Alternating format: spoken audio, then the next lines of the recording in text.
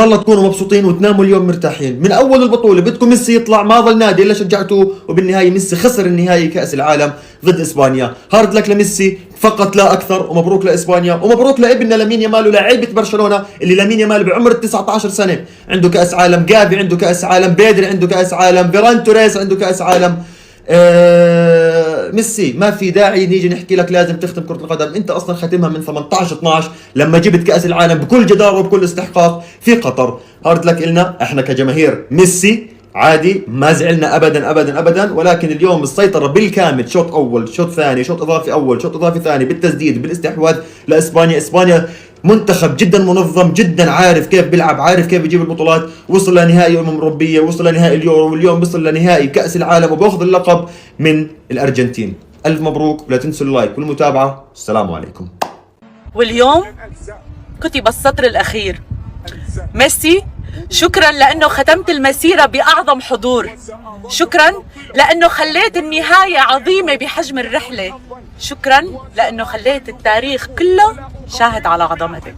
عد بنا أيها التاريخ ليكرر نفس القصة، سر بنا نحو المجد لنعيش ذات الحلم. ليونيل ميسي هو اللي خسر نهائي كأس العالم، مش المنتخب الأرجنتيني. سيبك من هذا الحكي، المنتخب الإسباني هو أكثر منتخب بيستاهل إنه ياخذ بطولة كأس العالم. اليوم دي لافونتي زي ما تفوق على ديشام تفوق على سكالوني، وأكلوا أكل تكتيكيا بأرضية الملعب، وهيك بداية حقبة جديدة للاعبين منتخب إسبانيا، وهيك لاعبين نادي برشلونة الكثار اللي بيمثلوا منتخب إسبانيا حيرجعوا هم عندهم كأس عالم، يعني الثقة مليون. ألف مبروك لمشجعين المنتخب الإسباني، وألف مبروك لمشجعين نادي برشلونة. ليونيل ميسي حتضلك افضل لاعب في تاريخ كرة القدم، مش معنى انك خسرت نهائي كأس العالم اليوم يعني انت في حدا بيحق له انه يقلل منك، لانك انت الافضل بالتاريخ، واللي حيقلل منك عارف هذا الاشي. والان نبدا حقبة جديدة، حقبة افضل لاعب في المستقبل اللي هو لامين يامال بعمر 19 سنة، كأس عالم، يورو، بلندور، باذن الله دوري ابطال اوروبا بالطريق، بداية عصر جديد، بداية سلسلة جديدة. الف مبروك للامين يامال على تحقيقك بطولة كأس العالم. مدلل الفيفا ليش ما اخذ كأس العالم؟ اريد جواب مقنع صراحة، انتم مو جبتوها علينا من بداية البطولة لحد هسه. مدلل الفيفا مجهز الميسي والميسي، ليش ما انطوها الميسي بالنهاية؟ قولوا لي ليش، اريد واحد عنده مخ يجاوبني. لعبة ورا لعبة، مباراة ورا مباراة، هدف كله مدلل مدلل. زين مدلل غير يكملون الدلال وينطونا كأس العالم، اول مرة يشوف واحد مدلل ياخذون منه كأس العالم.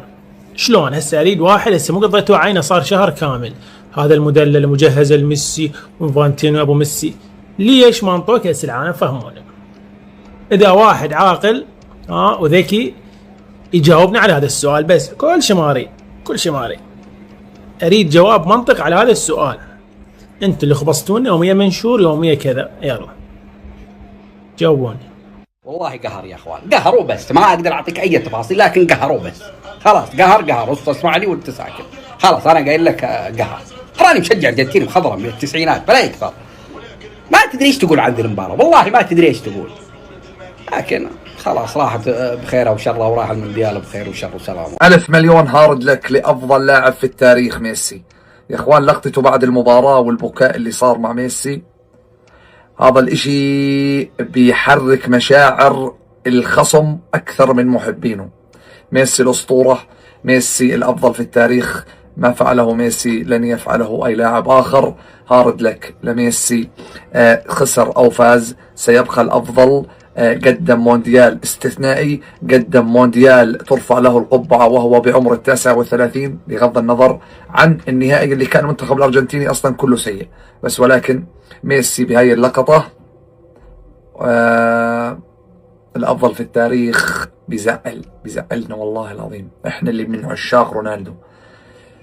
وداعا ميسي، ما بعرف إذا راح يعتزل ولا لا، بس ولكن قسما بالله مش عارف. لقطات المونديال فدوة إلك أبو تياغو حبيبي، فدوة إلك والله، البطولة وصاحب البطولة واللي منظم البطولة، فدوة إلك، فدوة أبو تياغو. أنت متعة، بس تحزن كرة القدم، لا تحزن، احنا كنا وياك، أنا أموت عليك، الله شاهد، أشجع أرجنتين على مودك والله العظيم، فدوة إلك والله. شاهد حتى الفوز مال إسبانيا، رغم أنا أشجع إسبانيا ما حس فيه طعم، غيرك أنت كذب. 1000 مليون هارد لك لأفضل لاعب في التاريخ ميسي. يا اخوان لقطته بعد المباراة والبكاء اللي صار مع ميسي، هذا الاشي بيحرك مشاعر الخصم اكثر من محبينه. ميسي الاسطورة، ميسي الافضل في التاريخ، ما فعله ميسي لن يفعله أي لاعب آخر. هارد لك لميسي، خسر أو فاز سيبقى الأفضل. قدم مونديال استثنائي، قدم مونديال ترفع له القبعة وهو بعمر 39، بغض النظر عن النهائي اللي كان المنتخب الأرجنتيني أصلا كله سيء. بس ولكن ميسي بهاي اللقطة الأفضل في التاريخ. بيزعلنا والله العظيم، إحنا اللي من عشاق رونالدو. وداعا ميسي، ما بعرف إذا راح يعتزل ولا لا، بس ولكن قسما بالله مش عارف. لقطات المونديال.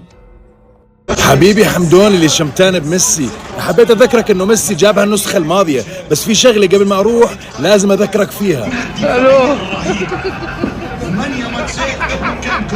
ميسي ثم ميسي ثم ميسي ثم ميسي. ما بعرف شو بدي احكي عن هذا اللاعب، يعني لاعب عمره 39 سنة حامل بلد على كتافه، كأنه بعده ما فاز. يعني ما بعرف شو في براسه، بس اللي بعرفه انه هذا اللاعب موجود ليأرجينا افضل لاعب بالتاريخ، وليأرجينا شو يعني كمال الكروي. كلمة أخيرة للشخص هذا، يا أخي شكرا على وجودك في كرة القدم، والله ما نجح كرة القدم غيرك، والله ما حبب الناس في كرة القدم غيرك، ولا خلى بعض الناس يكره كرة القدم غيرك. شكرا على وجودك في كرة القدم، خليتهم صاحيين إلى الساعة 7 وإلى الساعة 8، وخليت الناس تترك دواماتها، وخليت الناس. شكرا لك على وجودك في كرة القدم، لأنك إنسان مبدع في كرة القدم وأيقونة كرة القدم الحقيقية. أول شغلة مبروك لأولادنا الفوز بكأس العالم، لامين يامال وبيدري وهيك. بس أنا الشيء اللي زعجني إنه ما حدا عرف يجيب الجول غير توريس يا زلمة.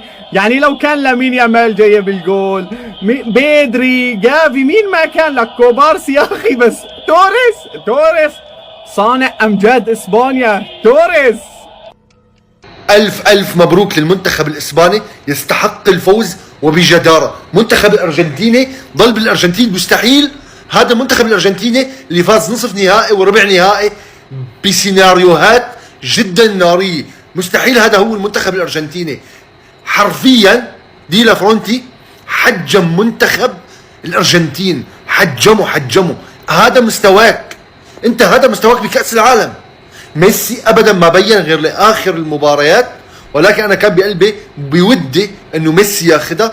ولكن الف مبروك للمنتخب الاسباني، كان يستحق الفوز. وبحال خسر المنتخب الاسباني كان والله العظيم انه حرام مثل هيك منتخب يخسر. عمل كل شيء بالمباراة، حرفيا صناعات، تسديدات على المرمى، ضغط عالي، استحواذ، لعب، بيعلي الرتم، بيوطي الرتم، بيدافع، بيصد، كل شيء. شو بدك عمل؟ حرام يخسر هيك منتخب. حرفيا أبطال العالم 2026، النجم الثاني للمنتخب الإسباني. ألف مبروك. برشلونة لا تسرع طيبة قلبنا بلاعبينك الزطية. سلام.